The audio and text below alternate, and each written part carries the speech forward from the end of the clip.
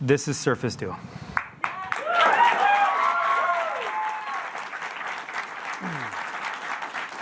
I'm super clear. You're going to talk about this. You're going to talk about it as a phone, and I get that. And you're going to talk about it as a communication device, and it does both those things incredibly well, for sure. Hola conectados, yo soy Juan y el día de hoy vamos a hablar del Microsoft Surface Duo, este dispositivo que llega a finales de año y que se presentó ya hace un rato. El día de hoy me van a escuchar decir mucho dispositivo debido a que no sé si llamarlo smartphone, al parecer ni siquiera Microsoft quiere llamarlo o quiere que lo consideremos un smartphone, y es que ese es el primer punto a recalcar aquí. Lo que quiere Microsoft es dar una experiencia totalmente separada a la de los smartphones convencionales, así que este dispositivo no va a competir con el iPhone, no va a competir con el Galaxy, no va a competir con Huawei, ni mucho menos con Xiaomi. El punto aquí no es dar una experiencia de smartphone, es darnos una experiencia de un Surface que cabe en nuestro bolsillo y con el cual podemos hacer llamadas de voz con una SIM, como un smartphone. Así que vamos a empezar a hablar de sus especificaciones. Tenemos dos pantallas, cada pantalla 5.6 pulgadas AMOLED con soporte para el stylus de Microsoft, que es el Surface Pen. Esto nos va a ayudar muchísimo a la productividad, creatividad, etcétera, para trabajar de mejor manera, subrayar, hacer dibujos, tomar notas, y aquí es donde empezamos un poco con esta experiencia que nos quiere dar Microsoft de no competir tanto con los smartphones y simplemente ser un Surface con el que puedes hablar por teléfono. Estas dos pantallas cuentan con dos bordes gigantes, y es que no se va a adherir tanto a las modas que vemos actualmente. Cada una de las pantallas se ve como un iPad mini, siendo más mini aún. Y luego en lo que es la pantalla derecha, en la parte superior, en el borde superior, tenemos una cámara de 11 megapíxeles. En el video original no se veía ninguna cámara externa. Tenemos un diseño muy limpio en la parte de afuera. Y luego más tarde se vio un prototipo más avanzado donde sí teníamos una cámara exterior con lo que parecía ser un sensor realmente grande. Pero parece ser que en prototipos más avanzados y Microsoft decidió que no va a haber cámara trasera o cámara principal. Y esto se va a utilizar para varias cosas: ahorrar espacio para tener espacio para más componentes, ahorrar dinero para poder recortar el precio del dispositivo y no hacerlo tan costoso, y poder tener un dispositivo que cumpla con un diseño más liviano y más limpio, que es una de las experiencias que nos quiere dar Microsoft con este Surface Duo. Tenemos un Snapdragon 855 y no un Snapdragon 865. ¿Por qué?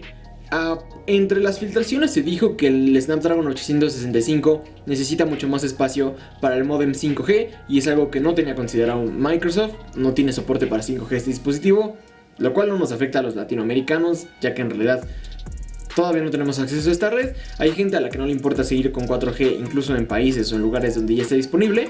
Y bueno, este es Snapdragon 855, el procesador tope de gama que nos dio Qualcomm el año pasado. Así que vamos a poder ejecutar lo que queramos, juegos, aplicaciones pesadas.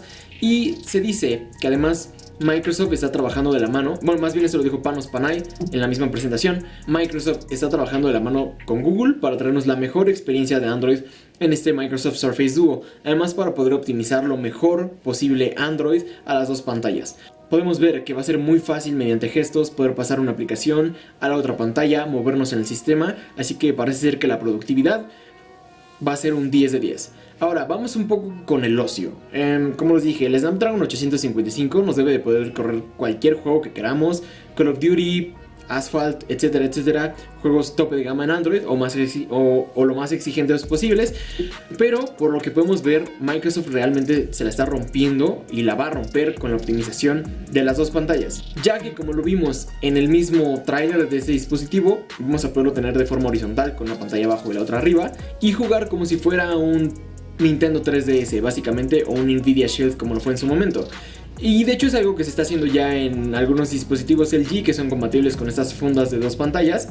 Y es que en la pantalla de abajo vamos a tener nuestros controles, mientras en la pantalla de arriba vamos a poder gozar de visualizar el juego completamente sin meter los dedos y sin interrumpir. Estos controles se ven muy parecidos a los controles de Xbox, y la verdad es que qué padre que tengas este tipo de soporte para tener un mando táctil en la pantalla de abajo, mientras en la pantalla de arriba tenemos toda la visualización de nuestro juego. Sí, como ya vieron, tenemos algunos recortes. El procesador no es lo último de lo último, sí es un gama alta. No tenemos, como dije, carga inalámbrica, mucho menos esperar inversa. No tenemos NFC. Se dijo que va a tener carga rápida, no fueron muy específicos en cuántos watts van a ser, es carga mediante USB tipo C. Y este dispositivo va a llegar de fábrica con Android 10 y la opción de actualizarse a Android 11 bajo una capa de personalización de Microsoft que creo que no es el Microsoft Launcher. Se ve mucho más ligero, se ve mucho más agradable a la vista y va a estar muy bien optimizado para el uso de las dos pantallas. Este dispositivo, debido a su delgadez, va a llevar una batería de 3460 mAh y es un punto muy parecido al de las cámaras. Es poco para esos tiempos, o parece ser números bajos, pero no se puede juzgar tanto en cuanto a números, ya que vale mucho también la optimización de la batería y esperemos que sea muy buena, sobre todo considerando que tenemos dos pantallas que alimentar, son dos pantallas AMOLED. Y bueno, esto es algo que podremos evaluar totalmente una vez que el dispositivo salga y sea probado en las manos. Este Microsoft Surface Duo va a llegar con 6 GB de RAM en dos opciones de almacenamiento interno, serían 64 y 256 GB, dos opciones muy extremas una a la otra. Creo que hubiera sido necesaria una de 128 GB, ya que la de 64 es muy poco y la de 256 es mucho para algunos. Además de que no va a haber opción de ampliarlos mediante almacenamiento SD, que es una super desventaja, sobre todo teniendo en cuenta que es un dispositivo orientado a la productividad, que debe dar una gran experiencia en productividad, y el hecho de no tener almacenamiento interno o una memoria que podamos remover y después poner en nuestra laptop o en nuestra PC, pues es un tema a debatir, pero vemos que no tenían muchísimo espacio y es algo que queda súper evidente, no había mucho espacio con el que trabajar. Es por eso que se metieron muchas cosas y le dieron muchísima prioridad al diseño, a la experiencia de cómo va a ser en la mano. Cuéntenme ustedes qué opinan de esto conectados, ¿les llama la atención este dispositivo? Honestamente a mí me gustaría mucho probarlo para juegos y ocio. Se ve que va a estar muy interesante.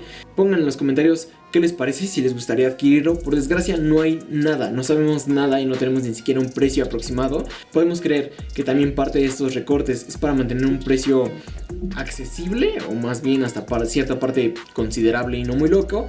Ustedes cuéntenme qué opinan en los comentarios. No olviden dejar su like y pasen el video a algún amigo geek. Y nos vemos en la próxima.